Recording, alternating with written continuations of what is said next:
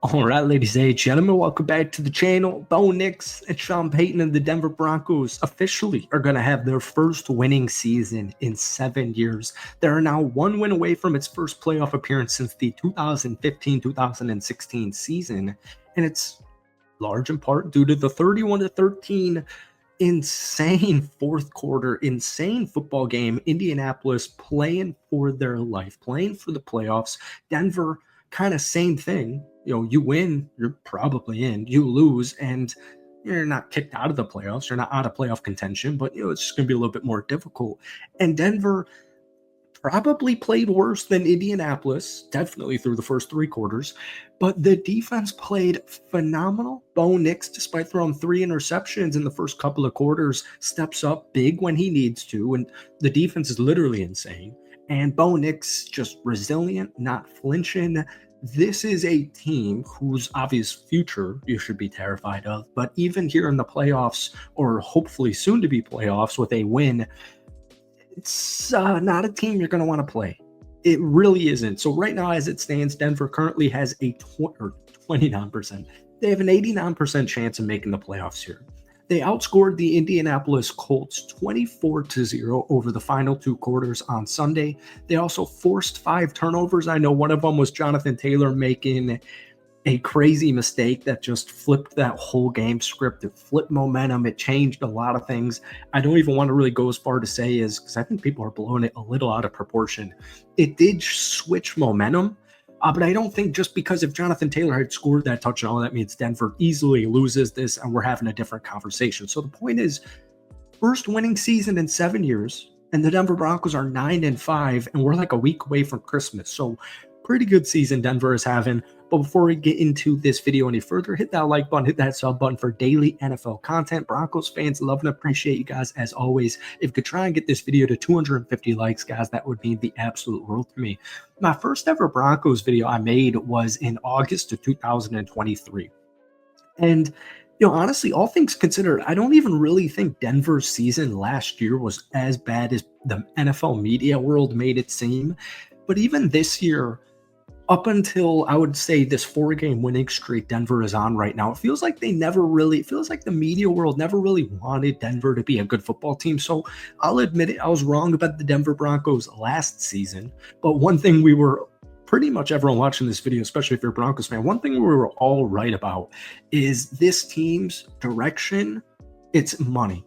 It's absolutely A+, and mainly because first off, you have Sean Payton, phenomenal coach, one of the best coaches in the entire National Football League, and a lot of us really liked the Bo Nix pick, and it's just working out. So he did technically toss a season high 3 interceptions. It was just kind of one of those, he's a rookie. He's a rookie, man. He's going to have rookie games like this. But if I were to tell you, even before we get into this, that a starting quarterback in a must-win situation, or not really a must-win, but pretty much must-win, like you win, you're set. You lose this game, it's going to be much more difficult, right? So you really want this victory here. You're at home, and your starting quarterback is going to, it doesn't matter who the quarterback is, but let's say, for argument's sake, let's say it's a rookie quarterback, because it was. Let's say your rookie quarterback in a pivotal game with playoff implications throws 3 interceptions in the first 3 quarters, finishes the game with 130 passing yards, and your running backs on 27 total attempts average 2.7 yards per carry. And I tell you, that team's going to win 31-13. You're like, oh my God. All right. So it was like Patrick Mahomes. It was a Chiefs game. Mahomes made some mistakes, but it's the Chiefs. They still found a way to win. I mean, they got outclassed specifically in the first quarter by AR and the Indianapolis Colts, and they just never budged. He still finished, Bo Nix still finished with 3 touchdowns. He's now at 20 on the season. In fact, since week 11, Bo Nix is 11th in EPA per dropback at .13, and he's thrown twice as many touchdown passes as interceptions, 10-5 ratio. So, yeah, Bo Nix threw 3 interceptions. I don't really care. First off, it's an extremely short week. You win on Thursday against the Los Angeles Chargers, and you are in. And one big nitpick people have with the Denver Broncos sitting here at 9-5 is, who have they beaten? They haven't beaten anybody too crazy. In this 4-game winning streak, Indianapolis a couple of weeks ago, Monday Night Football against the Cleveland Browns. Right before that, the Raiders, and then the Falcons. But they lost very close to the Chiefs. They got blown out by the Ravens. They took down some teams like the Raiders another time earlier on in the season. They beat the Saints. They beat the Panthers, but they lost to the Chargers, man. They lost to the Steelers. They lost to the Seahawks. This team, while they're probably going to make the playoffs, who have they beaten? I don't really care who they've beaten or who they haven't beaten.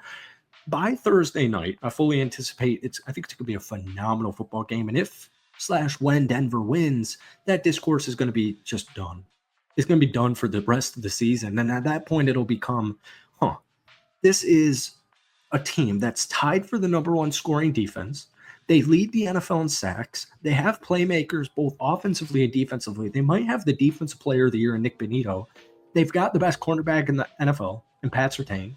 And they've got a rookie quarterback who's extremely confident, doesn't flinch, doesn't budge, and makes plays when he needs to make plays. And he does his job, and he does a great job at doing his job. And they have one of the best coaches in the NFL, in Sean Payton. Nobody thought the Denver Broncos were Super Bowl favorites this season. So sometimes especially when I'm talking about a team like Denver, where I'll make this video, my Broncos fans will be so excited, and people will be like, well, Bo only threw for 130 against a measly Colts defense, and he threw 3 interceptions.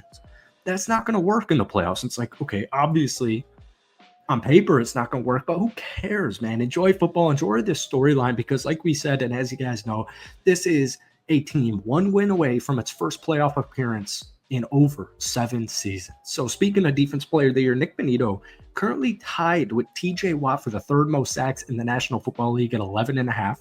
They're both, I forget who he's tied with. Oh, TJ Watt just said it. They're right behind Trey Hendrickson with Cincinnati Bengals at 12.5.